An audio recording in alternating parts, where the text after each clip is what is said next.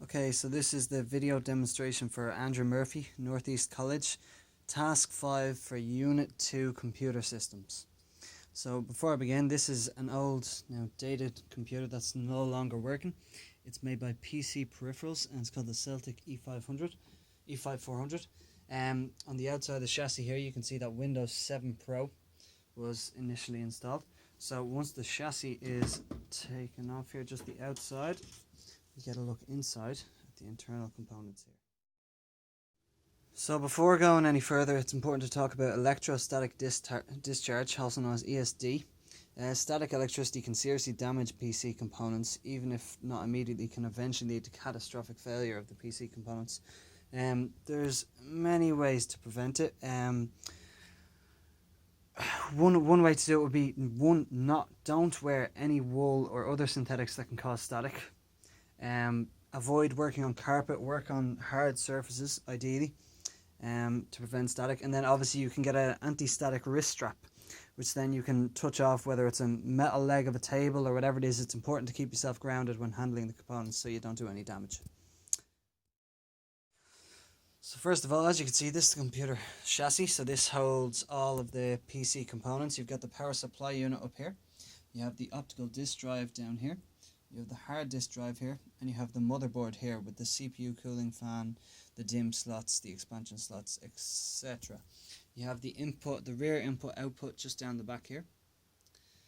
And then you have at the front, you have the on-off switch. You have this slot here for the front USB ports and a mic in and headphone out. And then you have the front of the optical disk drive with the eject and insert button. So the first thing we're going to look at here is the power supply unit, which is just up here. You can see it's an Octagen power supply unit with a total maximum output of 400 watts. You can see the input at the back here. And it has several connections coming out from the power supply unit, going in obviously to the optical disk drive here. You have SATA connections. A SATA power connection here, you can see. There's a SATA power connection into the hard disk drive as well. And then you have this 12 volt ATX plugging into the motherboard here, and finally the 20 plus 4 pin ATX main power supply for the motherboard here. There's also a few other 4 pin peripheral connectors here, and you have the floppy disk drive connector here, which obviously there's no floppy disk drive in this chassis, that won't be used either. So overall, the connections coming out of the power supply unit are the 4-pin ATX 12 volt power cable. There's two SATA connections. Now one is a direct SATA connection here to the hard disk drive, and then you have a SATA connection that's actually attached to one of the 4-pin peripheral power cables here into the optical disk drive. So originally there is 3 4-pin peripheral power cables, and then you have the one floppy drive power cable here. And then finally the 20 plus 4 pin ATX main power cable. So the optical disk drive here is by Sony. It's a CD DVD rewritable. You've got a SATA power input at the back here and a SATA data output which connects to the motherboard. As you'll see here, the connection lines up. Just make sure that snaps in like so. And then down here we have the hard disk drive, which is by Seagate. The system memory, this will have 80 gigabytes. So yet again, this has a SATA power input from the power supply unit, and it has a SATA data connection to the motherboard, which will snap in like so. Also, the ATX 4-pin 12 volt power cable will also just plug in the top here just of the motherboard like so. Now all the while, yet again, you should be wearing your anti-static wrist strap and making sure you're grounded at all times while handling these components. Now this motherboard is known as the Asus P5K PLA INGB. This hosts a chipset known as Intel G31, and the processor, you can see the CPU socket here, it's a T socket. The code for that is the LGA775. It's a LAN grid array, an LGA. you can see the processor that we have for this unit here, the CPU, is an Intel. Yet again, you should be wearing the anti-static wrist strap and making sure you're grounded at all times. It's an Intel Pentium dual core with a processor speed of 2.7 GHz, an L2 cache of 2 megabytes, and a 64-bit instruction set. Now once the CPU is carefully placed, we can lock it into place like so.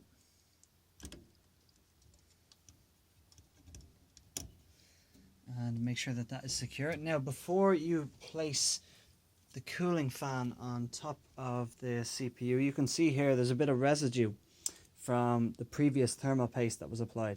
Now normally you can clean this off with a high percentage rubbing alcohol, but then what you do before applying or before setting the cooling fan above the CPU, you apply a pea-sized or just a little bit smaller than a pea-sized amount of thermal paste dead in the center of the CPU, so that way once you place the cooling fan down on top, it should spread evenly out across the CPU. Now the reason for this is because this closes off the air gaps between the two metal surfaces, which basically makes more efficient heat transfer between the CPU and the cooling fan. Once the cooling fan has been properly set in place and the thermal paste applied, we connect the cooling fan to the motherboard like so, and then this allows the motherboard to control the speed of the fan based on the temperature of the CPU below. The Intel G31 chipset has a north bridge, which is located just under this heatsink here, and a south bridge, which you can see just here. The north bridge allows communication between the CPU and system memory, or PCIEs. The south bridge is the controller for PCI slots, onboard audio, and USB.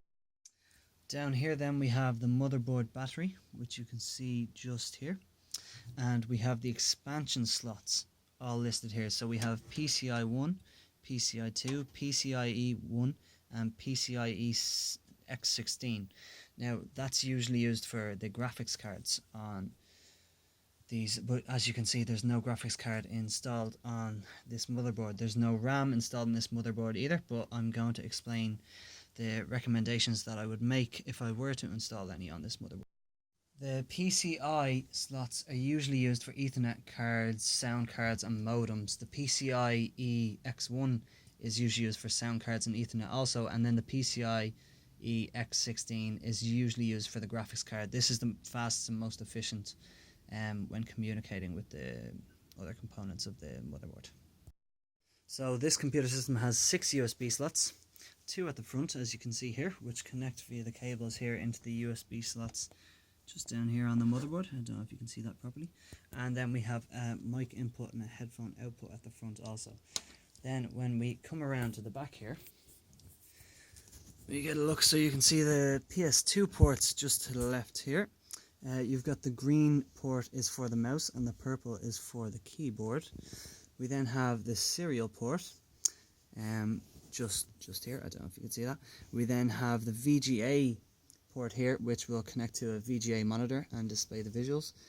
We then have the 4 remaining USBs all along here, and an Ethernet port, which is an RJ45 connection. And then we have the audio here. We have the blue is for line in, the green is for line out, and the pink is for mic in. You can see them all connecting to the back of the motherboard just down here, like so. So all the USB ports on this motherboard are USB 2.0, as we've already seen, located at the back and located at the front just here. And then the SATA connections, we have 2 SATA connections just here, and they are SATA 2.0 as well, which has a 3 gigabit per second transfer speed. The RAM slots, the DIMM slots here, you have DIMM A1 and DIMM B1 here. These support DDR2 RAM types. Now the maximum supported by this motherboard is 4 gigabytes of RAM. So whether it be 2 1 gigabyte slots, or you have the 2 gigabyte slots, depending on the speed that you want for the random access memory. When selecting the DDR2 RAM that you'd like to use as well, you can also select between the different speeds. You have 800 megahertz, you have 1066 megahertz, and you have a slightly slower one again as well. So obviously, the greater the speed, the more expensive they're going to be. So it depends whether you're more worried about the price or the speed of the RAM that you install.